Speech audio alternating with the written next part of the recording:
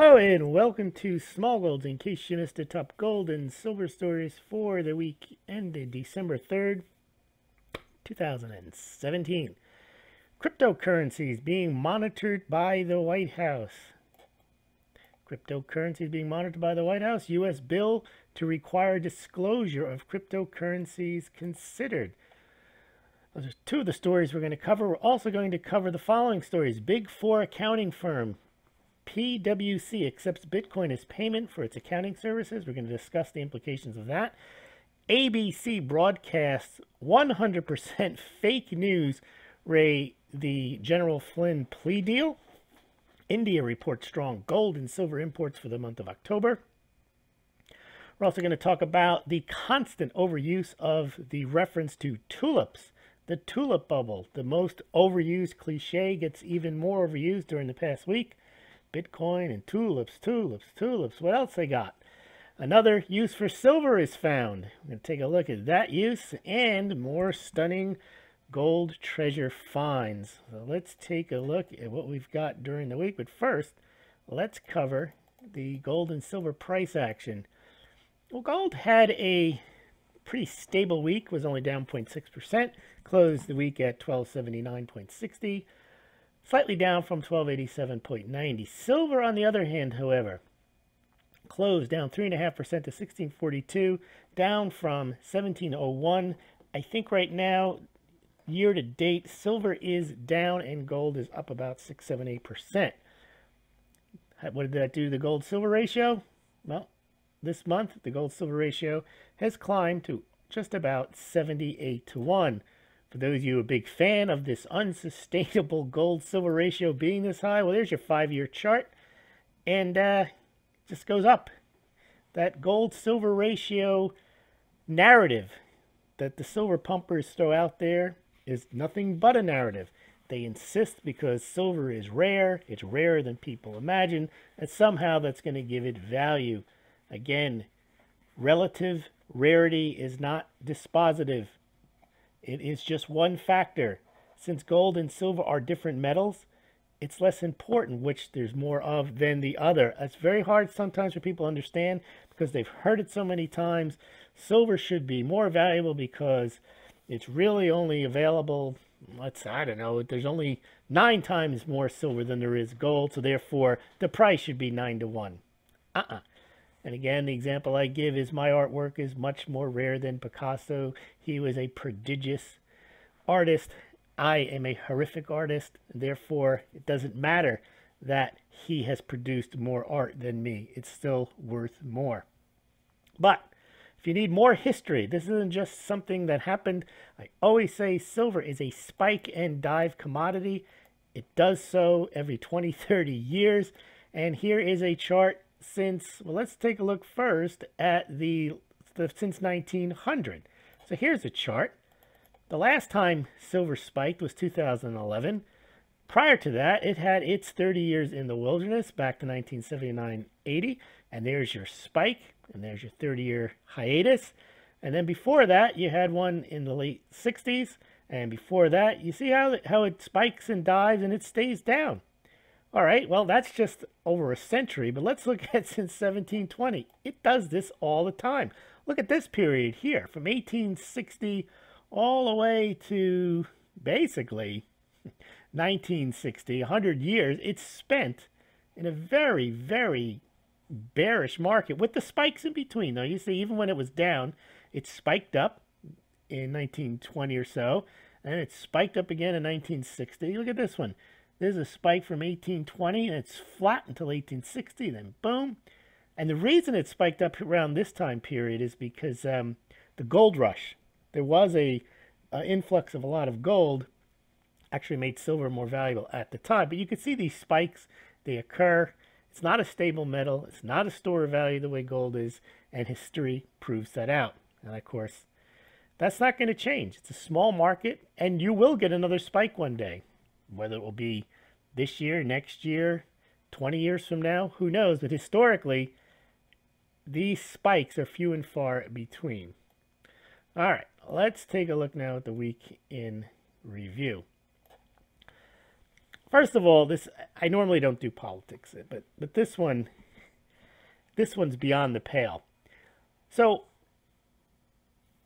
they have appointed a special counsel to investigate this Russian collusion, which there hasn't been any evidence why they would even need a special counsel. But if they were concerned about there being Russian collusion during the election season, then that's something they probably should have a congressional investigation, bipartisan, not a criminal investigation. And also it should cover not just the Russian potential influence on the Trump campaign, but also on the Clinton campaign, because it's probably always and it shouldn't just be for the Russians. It should be for foreign interference in the elections. They should look into how Russia, China, any country, Germany, I don't know who does it, but whatever countries are trying to interfere with the democratic process, there should be an investigation into that.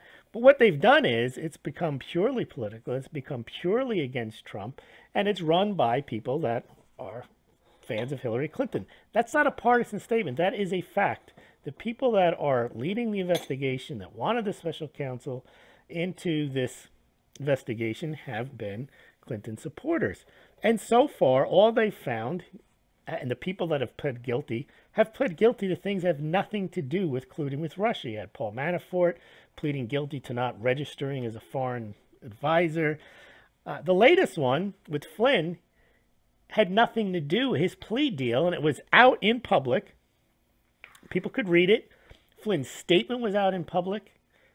Trump's lawyer's statement was out in public, and they all indicated that what he pled guilty to was lying to the FBI on the same thing that he lied to the Trump campaign, to incoming Vice President Pence back in December, about his meeting with the Russian ambassador. Now, that meeting was not collusion. It was not anything to do with the campaign. It happened in December.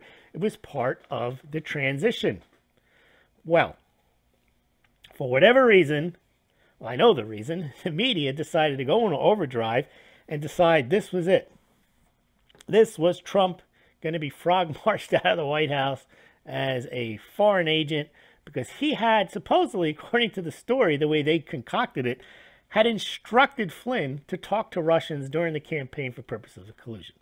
No, what he did was he had instructed Flynn to talk to, in the normal course of any transition of a president, to a Russian diplomat in December. Well, that's not how they reported it. As Brian Ross guy at ABC, he reported it as if Trump basically told him, go collude with the Russians and figure out how, together with the Russians, we can tip this election. And then CNBC, they cite this guy, Gerald Lefcourt. They call him a leading criminal defense attorney. So I look him up and I see who he is. He's a criminal defense. He says this is a very, very big deal. No, it's not a big deal. He pled guilty to lying. That's why Trump fired him. It's a big deal for Flynn, because hey, he's basically been worn down and now he is in trouble because he's pled guilty to lying to the FBI. It's got nothing to do with collusion. But this Gerald LaCourte guy, and of course this is CNBC reporting, saying it's a very big deal. He's a criminal defense lawyer with high-profile clients, including the Black Panthers, Abby Hoffman, and Harry Helmsley. So he's a far-left criminal defense attorney, calling it a big deal. Well, he probably had read the Brian Ross interpretation, which there is no interpretation. What Flynn pled guilty to was not a big deal. It was just a big deal in that he lied about a contact he made that he didn't disclose to the FBI. Same thing as he didn't disclose it to Vice President Pence. So this, to me, the reason I'm leading off with this just shows the state of politics in the United States right now, in that basically you have people on both sides. They don't care about facts. They don't care. All they want to do is win political points. And sadly, this goes to even the special counsel. He's there trying to find something. And basically, if he's investigating collusion, picking up these other charges on the people that he's already got in trouble for, they have nothing to do with collusion. They have nothing to do with, unless this is part of his grand investigative scheme, which it's possible. That's not normally how you run an investigation. What you do is you get people to plead early on things that are relevant to what you're investigating, not on things that get them themselves personally in trouble, because there's not much now that they've pled guilty to. There's no more information that they can give, at least not that we know about. And of course, if there was information that they could give that directly implicated the Trump campaign, we know through the leaks that's their MO. We would have heard about it already. So instead we get these leaks, not leaks, but these analysis. This is a very big deal from this criminal defense lawyer who obviously is not a fan of Trump. And again, I noticed this, and anyone else paying attention could have noticed, when you read the documents that were released.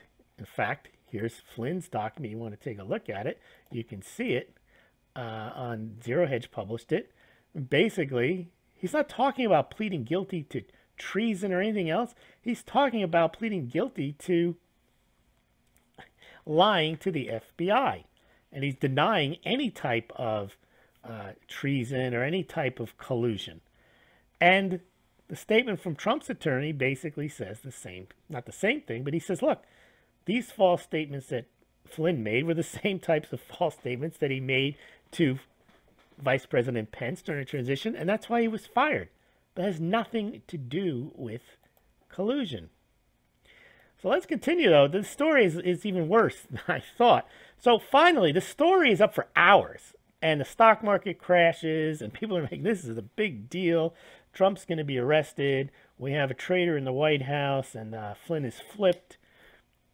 And finally, ABC reports somewhat of a retraction. Then they took the retraction down. And they basically said that, no, what Flynn did was, after Trump was elected, during the transition, they were working to try to repair relations with Russia.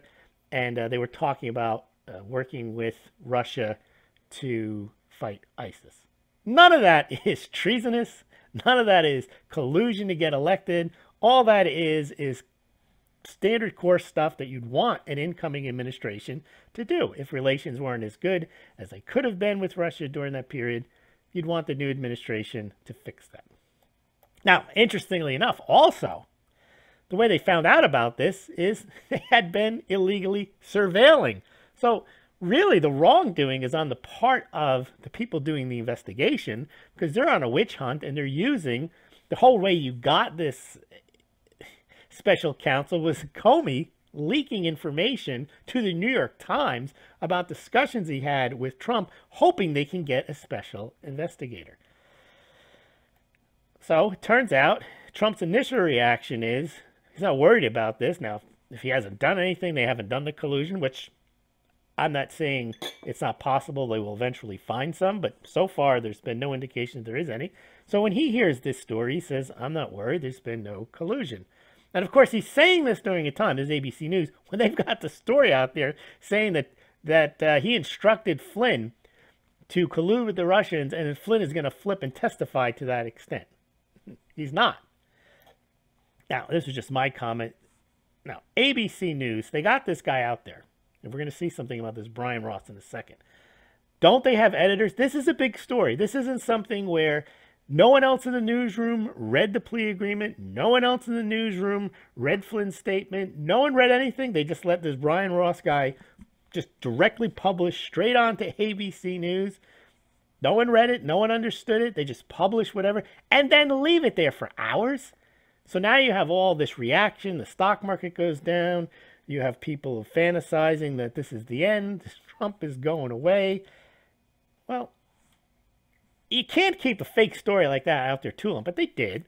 But eventually, pretty much everyone figured it out because they can look at the source documents. It's not like you needed a legal education or there was something that needed interpretation to figure out. Well, they finally retracted the story, as I mentioned, and then Trump's congratulating ABC News, who a day later decides they're going to suspend this guy, Brian Ross, for 4 weeks without pay. And he says, congratulations for suspending his horrendously inaccurate and dishonest report on Russia witch hunt.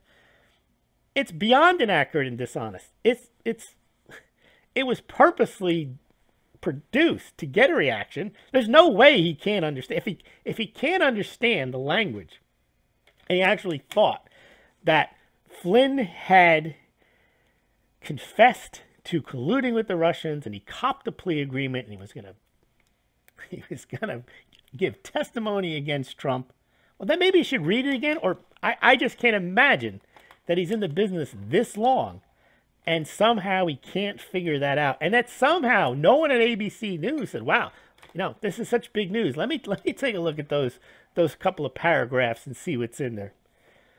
Well, this isn't the first time Brian Ross has done this.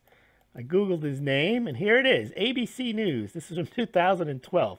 Brian Ross apologizes for reporting suggested shooting suspect tied to Tea Party. Again, there was some shooting in 2012, and Brian Ross figured he could gain political points by saying, this is the toxic environment that has been created by the Tea Party, and this guy who was the shooter, we don't know who he is, but there was a guy with the same name. There was a guy in the Tea Party had the same name. Must have been him.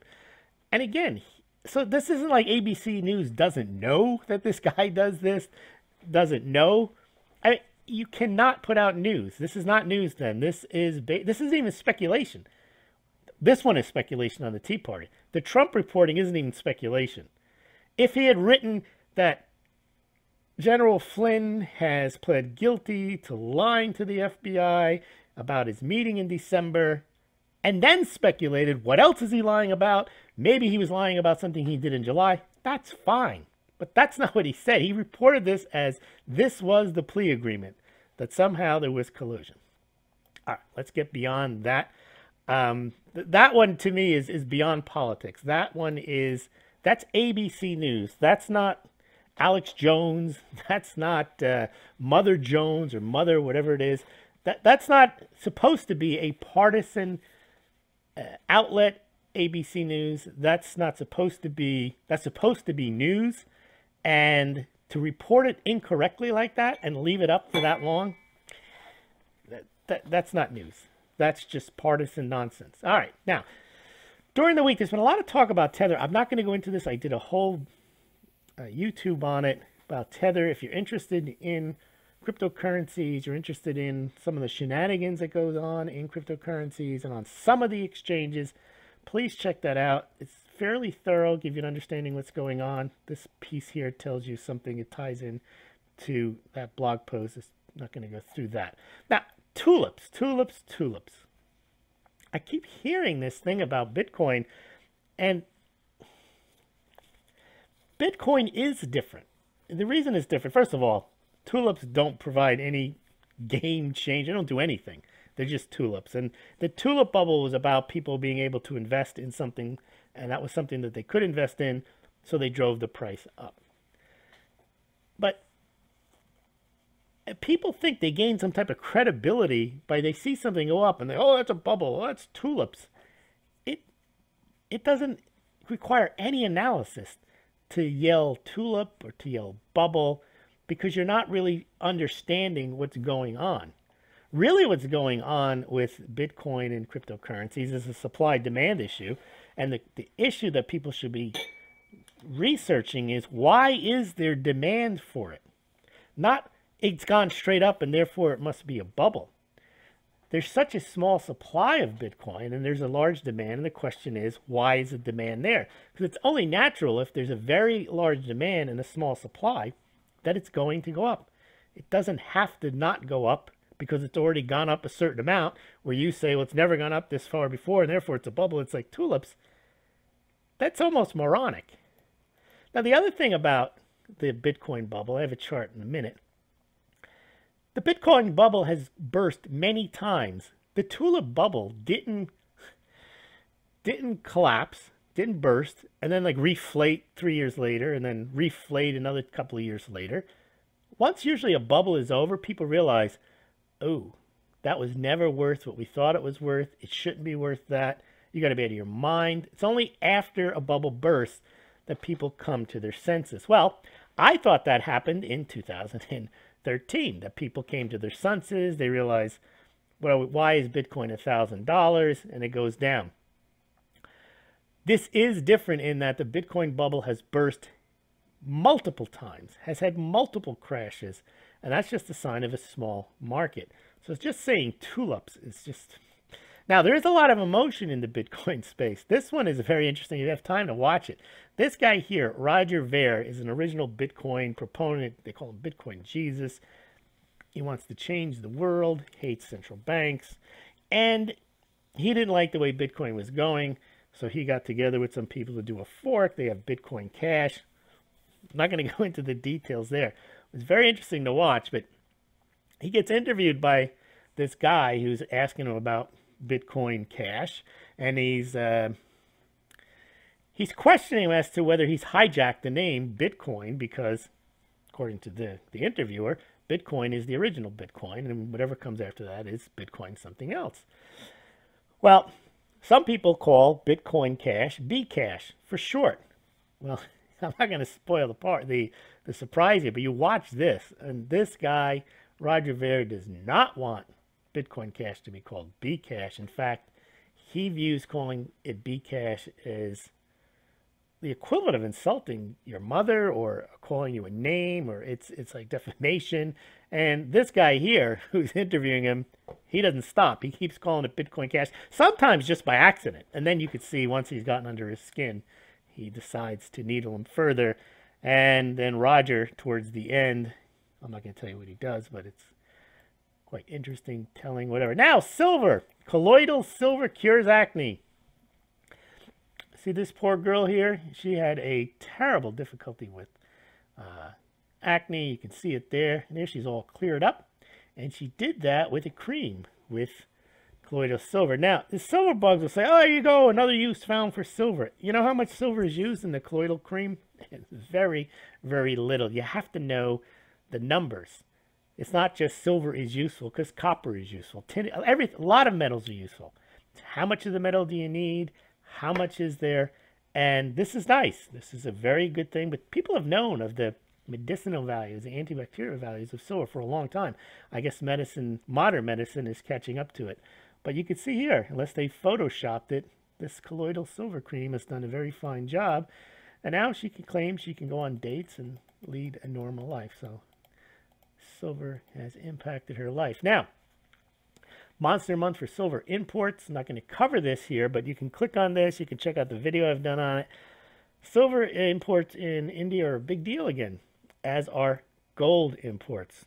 Gold pump stores you visited.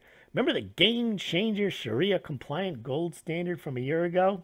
I don't know if there was a game changer, but we've had it 12 months on, and Muslim investors very positive on it, but we haven't seen any big pickup in demand or price. But we did have a triple shock the world story.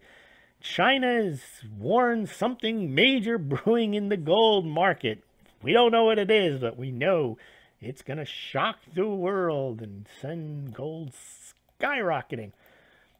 This one, get ready to LOL again. Okay, here's CEO of First Majestic. He's been saying this for years. Get ready for it. Silver will rally to $130. Gold to $80,000. Okay. Yep. It's going to one day. And now this was at a conference, apparently in San Francisco. They got together Newmeyer, Jim Rickards, Bo Poloni, Mike Maloney, a bunch of others. And they were talking about silver. And apparently, the guy who wrote this article, I think it's Jeff Clark, I'm not sure. But whoever wrote it did a good job of just presenting to everybody what happened at the conference. And he mentioned wasn't very well attended, which is not surprising. But that half the people there were for crypto. But it's interesting. I think Bo Pony says that it's coming this week. You know, this is the week where gold just takes off. This is the week. He's never made those types of predictions before. I think Jim Rickards made his point that governments are going to crack down because Bitcoin's only used for terrorism and child pornography. Yeah, this whole argument that they're going to arrest everybody, that they're past that. They're talking about regulation. We're going to see what the U.S. government wants, what the other governments we've been talking about. They want to regulate and tax. They don't want to outlaw and throw people in jail. The only people they want to throw in jail are the people that are using these currencies for illegal reasons. But they want to throw those people in jail anyway, not because they're using cryptocurrencies, but because they're child pornographers, because they're terrorists, not because they're using Bitcoin. See, they're making the distinction that somehow if you use Bitcoin, it's like if you use dollars, somehow you're a criminal because criminals use dollars. That's the same thing. What governments want is money and control. The cost of compliance and going out and arresting everybody it doesn't make any sense. All right, also, we're going to see the central banks seem to think that there's no big deal here. All this stuff is so small. Don't worry about it. Here's my tweet of the week. I think it's got the biggest response. World Economic Forum. Experts might have an alternative to basic income. For those of you who don't know what basic income is, basically the government's going to pay everybody a living, not wage, but a certain amount of money so that you don't have to worry about anything.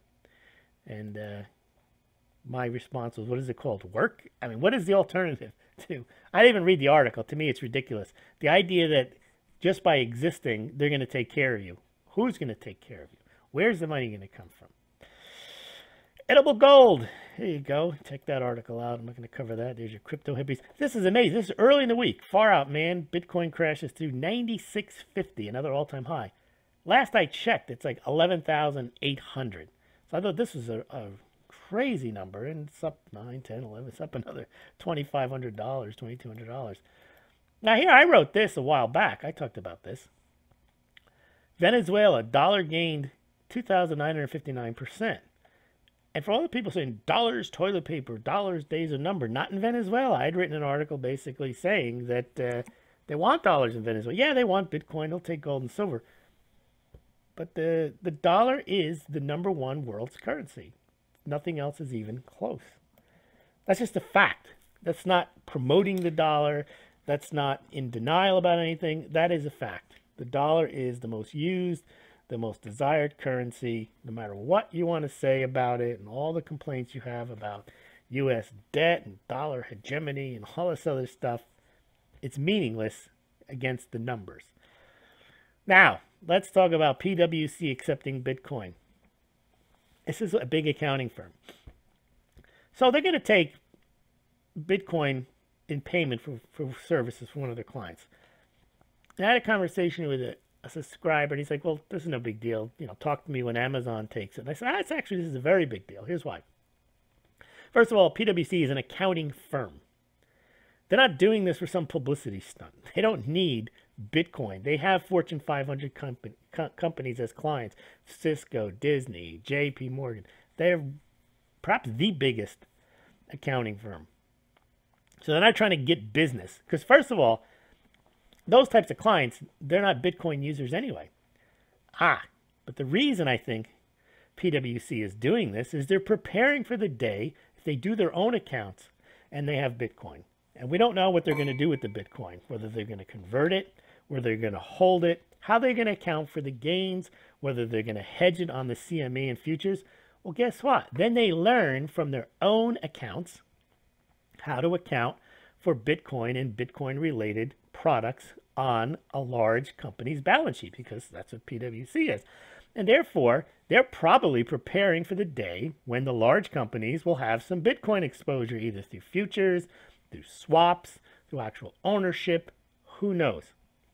So I think it's a very big deal, not because it's a publicity stunt, because it shows that Price Waterhouse, which is an accounting firm, is recognizing Bitcoin as a unit of account, and they're going to learn how to use it for their big clients. That's my guess. That's my speculation. I'm not reporting it as news. I'm reporting the news is Price Waterhouse Cooper is accepting fee in Bitcoin.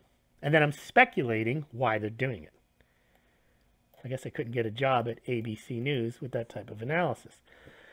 Litecoin is life. All right, so let's take a look at a lot of Litecoin, Bitcoin stories. It was reported that over 300,000 Coinbase accounts were open right after Thanksgiving. That makes sense. People go, they go to Thanksgiving. There's probably some millennial at the table going on and on about how they made more than their dad made in a year last week and trading Bitcoin.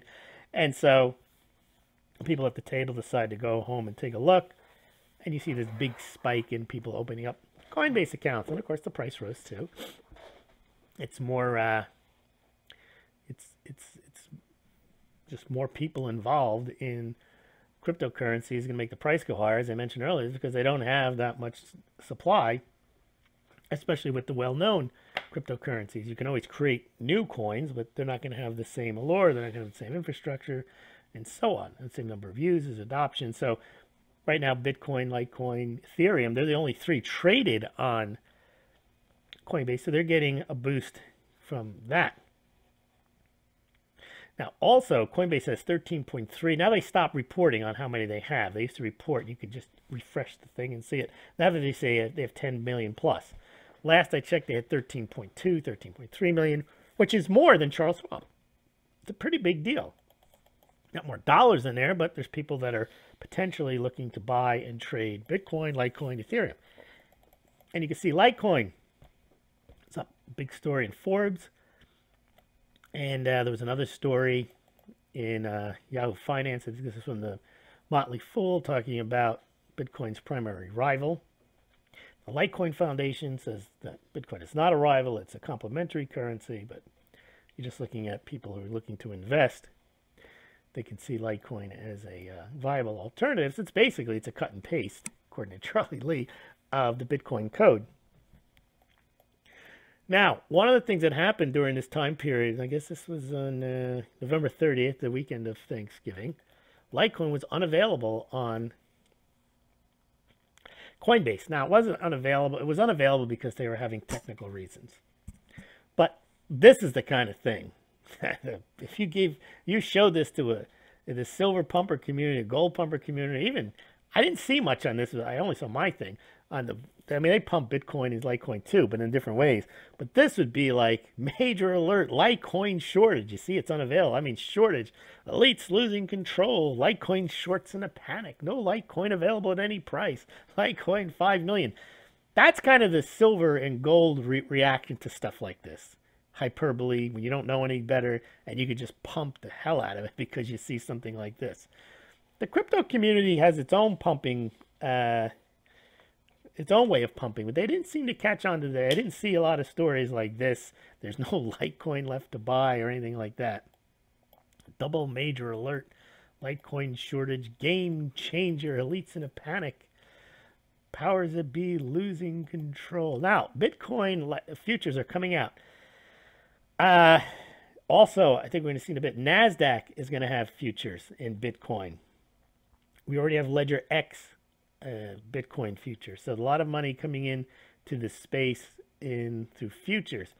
Now, there was this story here in Fortune, nearly 4 billion Bitcoins lost forever. You can imagine people probably lost even more Litecoin because they were worth even less than a Bitcoin.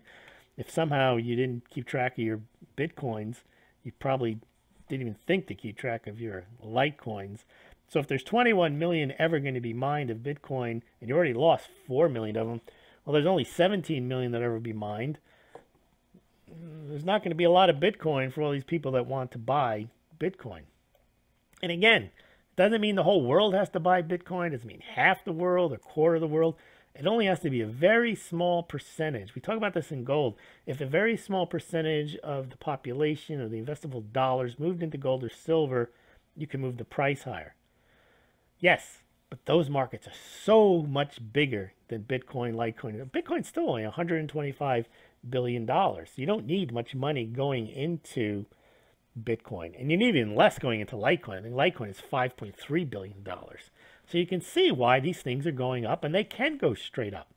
You don't need to have if every investment house decided to need a little exposure into Bitcoin, a little exposure into Litecoin, those coins would be worth $500,000 each, $1 million. They're not, maybe one day they will be, but that's what I think what people are missing. They keep yelling tulips is there's so little of this stuff, and there's so much interest in it. Whether that interest is well-grounded, well-founded, doesn't matter. There is interest in it, and that interest is not waning or abating. Now, this is a guy who tells you how to get to $1 million.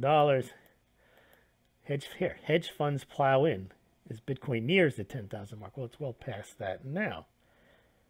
Cryptocurrency now worth 7 times the price of an ounce of gold and higher than IBM, McDonald's, or Disney.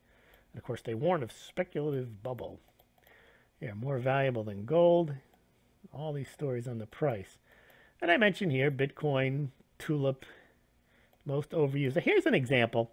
Now, if you look at January 2003, you can hardly see, but there were times where Bitcoin went from like $3 to $50 and crashed. Then there's this one here, I think it went from like, $4 to like $80 and crashed. This one here, yeah, no, this one right here, this little tiny one here, this is the one when it went from like $80 to $1,000 in October 2013. Then it crashed. Bubble right here. It's over. In the middle of 2014, you would say, okay, that was a bubble. It's over. But it had done that. You can't even see here between, and you don't even go back to 2012 on this chart. There were all these little crashes. But then look at this. If this was a bubble that collapsed and this happened, you might see the exact same thing again. You might see from here, go down to here, and then be up here. Who knows? But as I say, it's the only asset over a short period of time has gone into a bubble, popped, gone into another bubble, popped again, gone into yet another bubble. This is different. I'm not saying that it won't eventually crash like all bubbles, but we may see 3, 4, 5, 6 different iterations of the same bubble where it runs up, collapses, runs up, collapses. That is definitely different. It is not. See, people, once they get into cliches, oh yeah, well this time it's different, ha ha ha, tulips, bubble. They like to use the cliches as if throwing those out there means that they're on some kind of inside knowledge. They know about the tulip bubble and they know about bubbles, and you just think it's different this time. Well, it is. It's not because I say it is. It already is different. This is different. That is a huge, you can't even see it on the chart. That was a huge run up. It ran up to $1,000 in the space of like a month and 2-3 months at the end of October into December of 2013. Then it crashed. This is unprecedented to have these types of bubbles. Look at these. These drops are huge. Look where it is now. This is maybe the most recent chart. It'll crash again. And it'll probably, I think, just based on what we're seeing, if it crashes again, it'll probably go up again. Now, one day, maybe it'll crash and stay down, but that will make it a different type of bubble altogether. A reflating, inflating, crashing bubble. It's a perpetual bubble, unlike any we have ever seen. Not only the gains, unlike any we've seen, it's the fact that it's repeated itself so many times. Just an aside here, South Korea has been trading cryptocurrencies at a 10% premium for the last week or so. There you go. Bitcoin mania. People love repeating cliche. Grandma's in. This is the Wall Street Journal. Shoeshine boy is giving tips. I think Jim Rickard said, in my small town, some old lady was asking me whether I should buy Bitcoin. Those don't mean that it's a bubble. Those just mean that's what sometimes in a bubble people say. It's different this time. Tulips, bubble. Again, you don't need any special insight to utter these phrases. Everyone knows about the tulip bubble. Everyone knows about the real estate bubble. Everyone knows about the dot-com bubble. Everyone knows about the South Sea. All these things. Yes, bubbles happen. Sometimes they are different. Sometimes they're not. This is definitely different. And again, I like to say this. Value is created by those in the market, not by those not in the market. And there are people that want Bitcoin. I personally never wanted it. I still don't think. That's not the point, though. What I think is irrelevant. Now, the only time you get to vote on Bitcoin is if you own Bitcoin or you're going to sell Bitcoin. If you're not in Bitcoin and you're against it and you think it's garbage, and you think it's a fraud, well, it doesn't matter. And I always use the art market as my analogy. It doesn't matter whether you think a certain painter is any good. As long as there are a number of people that are in the market for that painter, I won't overuse my Juan Moreau example, but as long as there are people that are interested in a certain painter's work, it doesn't matter that the rest of the world thinks that a child can do it and anyone can throw splotches of paint on a canvas and I wouldn't give you 2 cents for it. That doesn't keep the value of the market for that painter from going higher. And it's the same thing with Bitcoin. Now, the futures may change that, but I don't think so, because the way the futures are, they're based off of the pricing on 4 different exchanges. And the price will be determined by what the people do on those exchanges, not what's going to happen on COMEX, at least initially. Let's talk about now the White House. Cryptocurrencies are being monitored by our team. someone asked her, like, with all this stuff going higher, what do you think? What's going on? And this is Sanders. She's a press secretary. She said, oh, we're monitoring it. And then she said it's a matter for the Homeland Security. I think she just threw that off the top of her head. I guess Homeland Security is looking at it because if cryptocurrencies are being used to fund terrorism, obviously they need to take a look at that. Then out this morning, U.S. Senate considering bill to require disclosure of digital currency assets to government. This is from Lady Feinstein from California. She's sponsoring this bill. They want to know what you got. But again, this doesn't mean they want to outlaw it. This is the same thing as they make you do with FACTA. FACTA is a law that requires people in the United States who hold assets outside of the U.S. of a certain amount to report their holdings. That doesn't mean they want to outlaw you holding assets outside the United States. They might one day say, okay, well, now bring them home or pay tax on them. But really, what the reason for FACTA, besides terrorism and knowing where your money is and control, they want to make sure that you don't put your money overseas, then sell it and don't pay tax on it. This way, if you put down, you have $50,000 in a Swiss bank account. Well, now they know you have $50,000 in the Swiss bank account, or you have $50,000 in Swiss equities, or whatever it is, that when you sell them, you got to pay tax on them. If they see 1 year that you don't have $50,000 in the Swiss when it comes to reporting, they want to know, okay, does your tax return show how you dispose of that $50,000 asset or equity, whatever it was? So this, to me, I'm not saying it's a positive thing, but it is in a sense for Bitcoin. They're not saying U.S. Senate considering bill to require disclosure so we can seize or we can outlaw.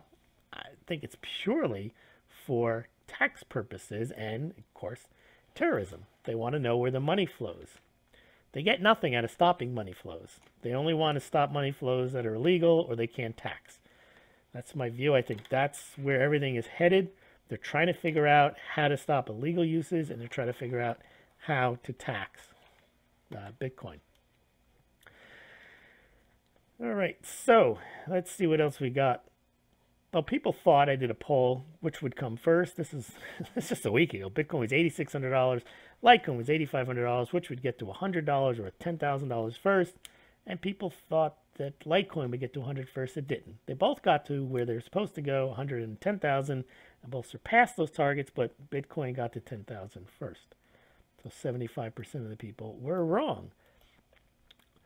Now, this is what I find interesting. I hear this all the time now, and it seems to be there's a large number of people with money who view Bitcoin not just as a store of value, which I still don't see it as. I see it as a speculative asset, but now as a safe haven. They think it'll be a safe haven in the next stock market crash, which is very interesting because we're going to see in a minute the Fed has written a paper on this, and we'll talk about it in a sec. But before we get to that, Fidelity has 72 million customers, and everyone was saying that Bitcoin went down and it's not a stable market. Well, it's not, and they were blaming the price drop that happened that's long been since forgotten on the Coinbase platform going down. Well, Fidelity was down the same day.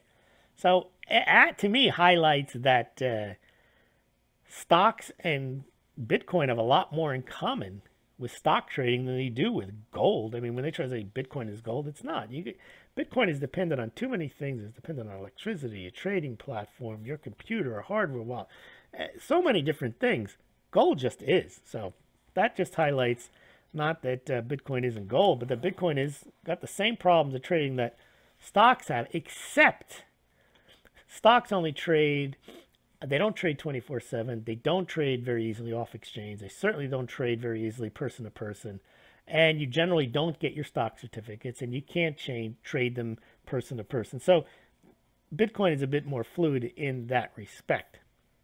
Now, what this guy at the Fed wrote, he was concerned, and again, he's saying that Bitcoin is not that big, it's not that big of a deal, but if Bitcoin got to be a certain size, and there was a financial crisis, then his assumption was that then they would want to cash out, they'd lose faith in the cryptocurrencies, they'd want to rush into and sell into the dollar, and it wouldn't be there.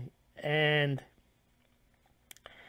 that's possible, but I think more likely is in a crisis, with as per above, they were saying that people would probably flood into the cryptocurrencies, not out of them. And when you have a bank run, that's when people lose faith, not just in the dollar, but or whatever fiat currency it is, but also of the whole system of the bank itself. But if Bitcoin is a central asset, he's saying, if that's in a crisis, they may lose faith in it and flee to dollars, and it won't be enough. But when you lose faith in the dollar and the system, that's different than losing faith in a Bitcoin exchange, because Bitcoin exists independent of the exchange, whereas the dollar or the fiat currency and the bank are connected. The reason you lose confidence in the dollar is if you lose confidence in the banking, they go together. You lose confidence in both. So Mt. Gox collapse, that was an exchange. That temporarily made people lose confidence in Bitcoin, but long term it had nothing to do with it because they're not connected in the same way. The banking system is the banking system, whereas an exchange can be an exchange anywhere. It doesn't undermine the value of the Bitcoin. But what if, as I mentioned, there's a crisis and Bitcoin holders might instead say, we're going to hold through the crisis? There'd be a flood of dollars into Bitcoin. Now, that would be a bigger disaster for the Fed and the financial system than a liquidity crisis of people trying to sell their Bitcoins and get dollars. You would have people wholesale trying to flee the banking system. That would cause a much bigger crisis. I'm not predicting that. I'm just saying this guy who wrote it, his assumption is that somehow people are going to lose faith in the cryptos in a crisis and try to get out, and that's wouldn't be a big deal now because it's only 125 billion. That's what the bankers are saying. It's not that big, no big deal. But if it got to a point where it was really big and everyone wanted out of cryptos at the same time because of financial crisis, there'd be a liquidity crisis. I argue just as easily it could be the other way. There's a financial crisis. Maybe it's about the financial system and people want out of the financial system. They move into the cryptos. That's a bigger problem for the central banks if confidence is lost. Now, last time during the financial crisis, people flooded into treasuries, flooded into dollars. They even sold gold during that period of crisis. So then they immediately, within a couple of months, they got out of the financial system and there was a big run up in gold. It's possible this time that people don't sell their gold, don't sell their cryptos, because they can continue to be traded. There's more of an infrastructure and platform. There's gold money, which didn't really exist at the same levels in 2008 as it does now. There's far more holders of digital gold now, far more holders of cryptocurrencies, that maybe those systems can, absent, as long as there's electricity and the crisis is only financial, it's not Armageddon, you could run an alternative financial system using those assets. You could buy and sell goods and services through your holdings of gold, money, or silver digitized, or Bitcoin or Litecoin during a financial crisis, and people may want to move their assets into those. Anyway, here's the article here. Well, that's not the article. This is the guy. He's saying there could be serious financial stability issues from Bitcoin, and here's his speech. There's the link right there. You mentioned Bitcoin going mainstream. Coinbase has more users than Charles Schwab. Now, they don't have more users than Fidelity, but that's still a big deal for the number of people on Coinbase. Now, here's Powell, incoming Fed president. He's saying Bitcoin's still not big enough to destabilize the economy. We're hearing a lot of this. That's what Powell said. We heard Mario Draghi say it last week. Christine Lagarde, I covered this a couple of months ago. They're all saying nothing to worry about yet. And as I mentioned, the thing they're worried about is that Bitcoin collapses and takes the economy down with it if Bitcoin was, 10 times, 20 times its size that it is now. May not be that way. If it's 10 times, 20 times the size it is now, it might be an alternative financial ecosystem. Who knows? Now, this guy, this is ridiculous. This is Joseph Stiglitz, Nobel Prize winner. He says, and he's pissed off, I think, that this is working without him, his books, his input, his advice. Basically saying that Bitcoin serves no value, the government should outlaw it, only government can issue money. Real central planning, Keynesian-type economist, Nobel Prize winner. He's just annoyed because if Bitcoin actually becomes, or anything other than the current system, central banking, then he's out of a job. I mean, his whole analysis is based on what the Fed could do, should do, monetary policy, fiscal policy. Take that away from him, and he doesn't have a Nobel Prize either. All right, what else do we have? Yeah, so a lot of the other things that the Fed and all these other central planners are saying, not only is Bitcoin not big enough, they're not worried about it yet. All they got to do, this is what the guy, I wrote an article on this a while back, their big plan to stop cryptocurrencies, according to the head of the German Bundesbank, was, well, all we got to do is get faster payments. The Fed has a faster payments task force. Dudley is talking about we just need to start thinking about our own faster payments. They think that's what people want. They just want faster payments, and then people aren't going to be interested in any of these cryptocurrencies. They'll just go away. Here's another one saying Bitcoin is not that big. Now, here's a question. A crypto run on the exchange is the same anatomy of a bank run. If withdrawals can't meet the demand, then the problem will accelerate into a full-blown panic. That's true with a bank run because it undermines the bank and the currency. But right here, the difference is, for the most part, the actual Bitcoin in existence still exists. So when you go on a bank run, you're worried that your dollars are not in the bank.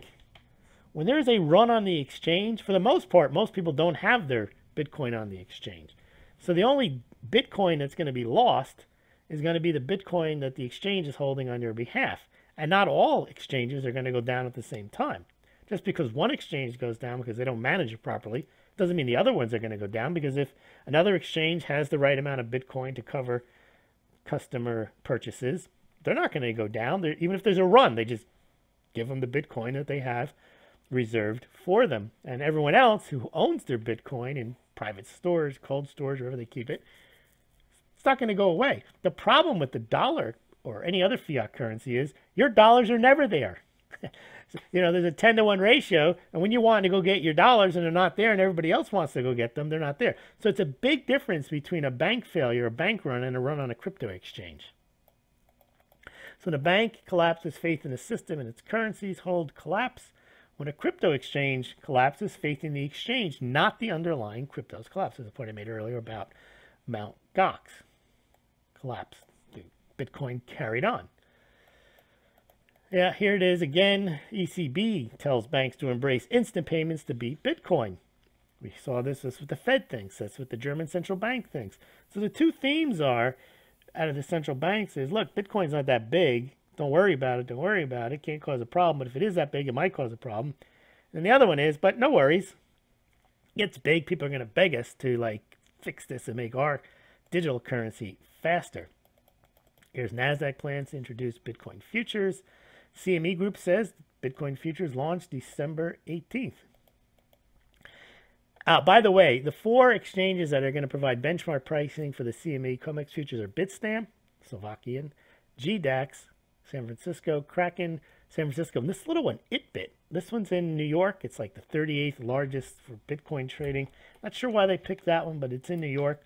Maybe they have some control over pricing there. I don't know. Quick bit of, again, this isn't politics. This is just nerve. So Elizabeth Warren, who Donald Trump calls Pocahontas, because she claimed Native American ancestry. I think it was Cherokee. And she was part of it, wrote a book. She contributed recipes. Pow Wow. The book is called Pow Wow Chow. Now, I think that's probably a bit over the top to call it that. And apparently, not only is she claiming that she's a Cherokee and she's going to contribute these recipes, it looked like that these recipes were not even Cherokee recipes, that they were taken out of another cookbook, a French cookbook. So, just a credibility issue there. All right, gold chow. Here's gold chow. I already saw this, but I guess I put it here because you can eat that gold. Now, I mentioned this in the silver imports for India blog post and YouTube, but here's a nice, interesting article on silver jewelry. It's an Indian article saying why silver jewelry beats gold jewelry. And I won't go into the reasons, but you can check that out. Bitcoin and Jamie Dimon. See, Jamie Dimon and JP Morgan, they can have nothing to do with Bitcoin.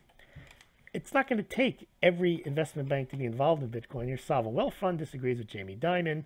This guy is a CEO. Must be, I don't know if it's Abu Dhabi Sovereign Fund. There he is. Yeah.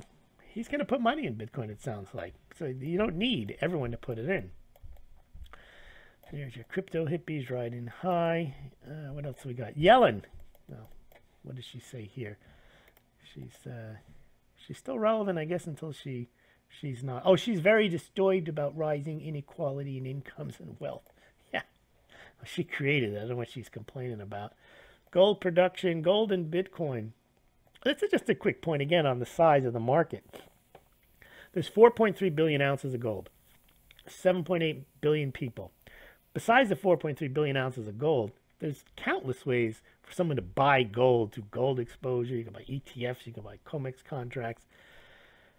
Again, Bitcoin, 16 million Bitcoin possibly available to buy, and most of those aren't on exchanges, and most of those aren't for sale, and there's people that want to buy it.